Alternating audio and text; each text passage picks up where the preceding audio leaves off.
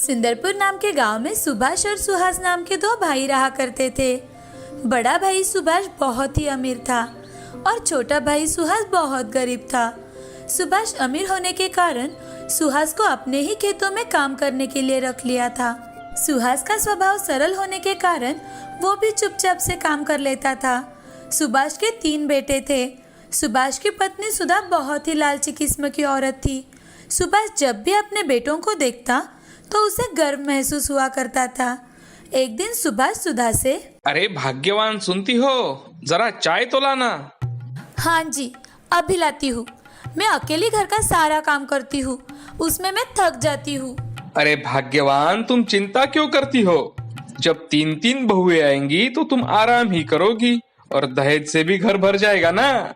हाँ, ये बात तो आपने सच कही है। मैं तो फिर राज करूँगी, राज।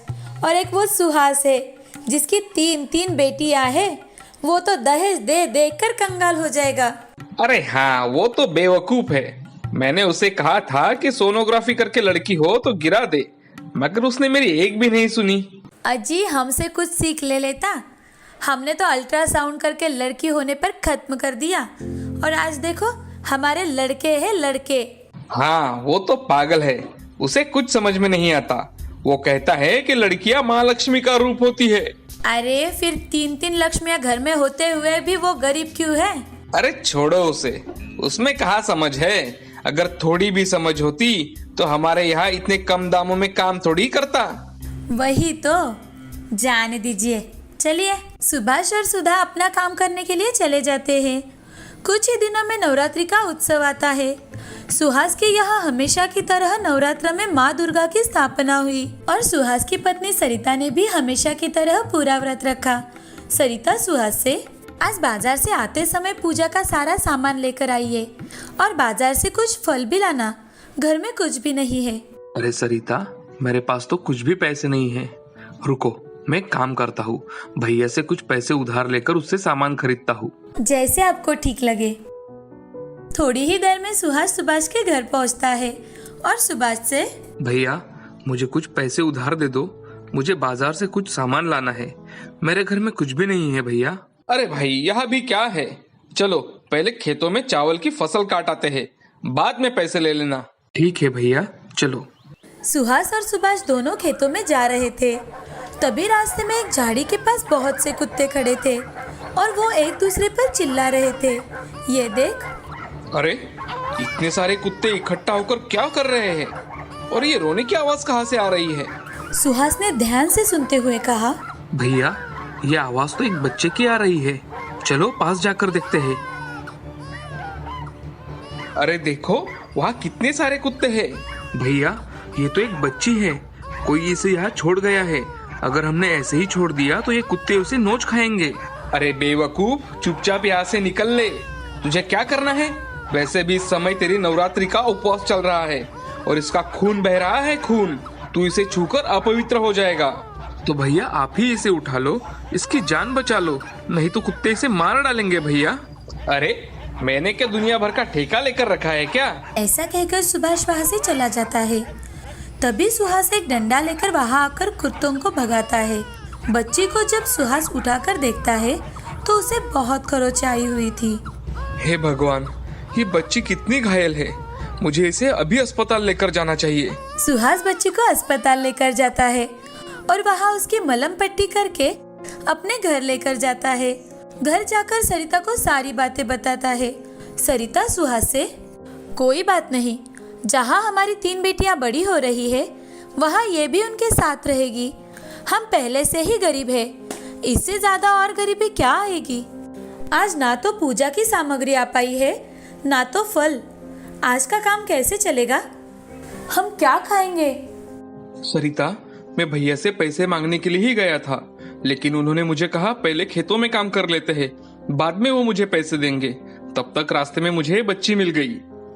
अब हम पूजा कैसे करेंगे?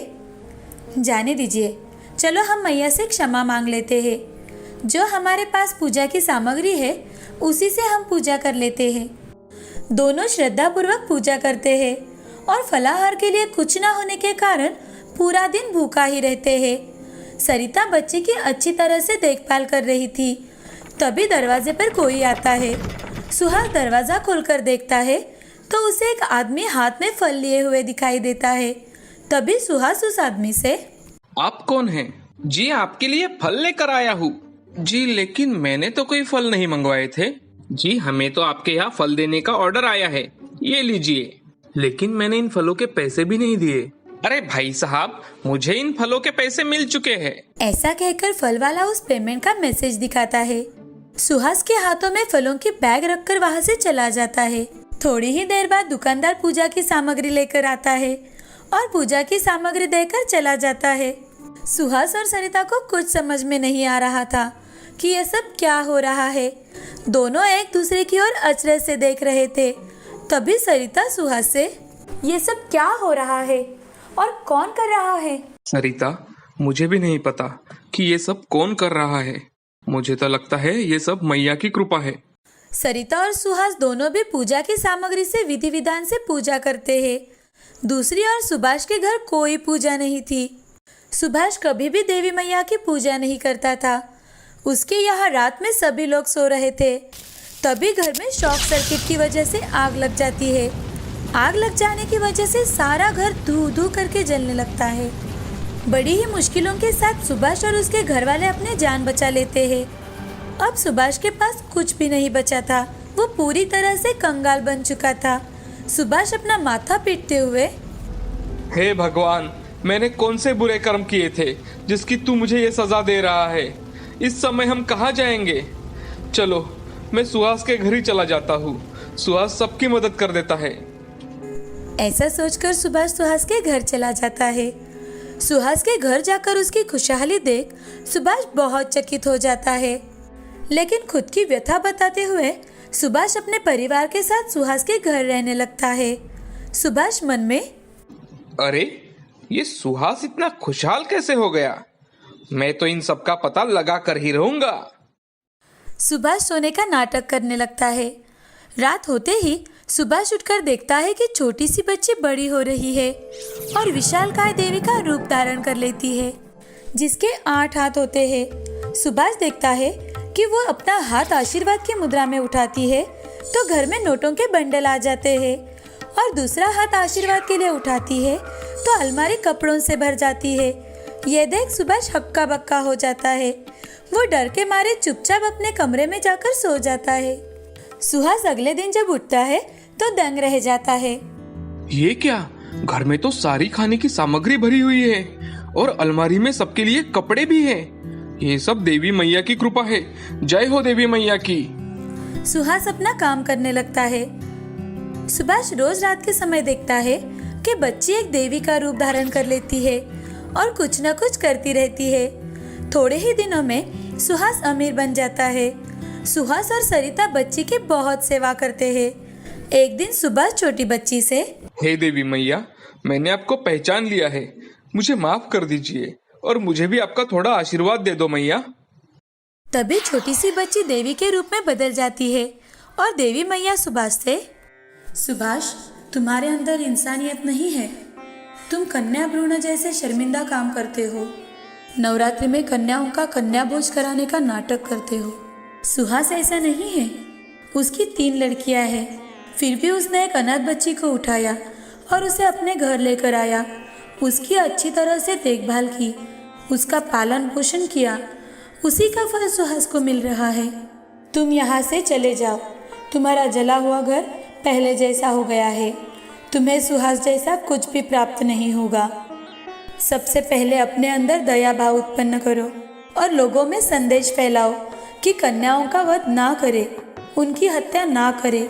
नवरात्र में उनकी सच्ची पूजा यही है। मैं ऐसा ही करूंगा देवी मैया। मैं यही संदेश सब लोगों को दूंगा कि बेटियां भी बेटों से कम नहीं है। उनकी हत्या ना करे, बेटियों का सम्मान करे। सुभाष अपने पूरे परिवार के साथ घर चला जाता है। सुहास का सब कुछ ठीक चल रहा था। सुहास का सब कुछ ठीक हो जाने के बाद वो बच्ची गायब हो जाती है। आज सुहास अमीर आदमियों में से एक था। वो इतना अमीर हो जाने के बाद भी लोगों की मदद कर दिया करता था। अब सुहास के साथ साथ सुभाष भी हर नवरात्रि में देवी मैया की पूजा करने लगा था और समाज में परिवर्तन लाने के लिए मदद करने लगा। इस कहानी से हमें यह सीख मिलती है कि कन्याओं का हमेशा सम्मान करें। वो लड़कों से कभी भी कम नहीं होती। उनको समाज में समान स्थान देना चाहिए। स्त्री भ्रूण हत्या का हमेशा ही विरोध करना चाहिए। अगर लड़का घर का दीपक है तो लड़की घर की रोशनी होती है।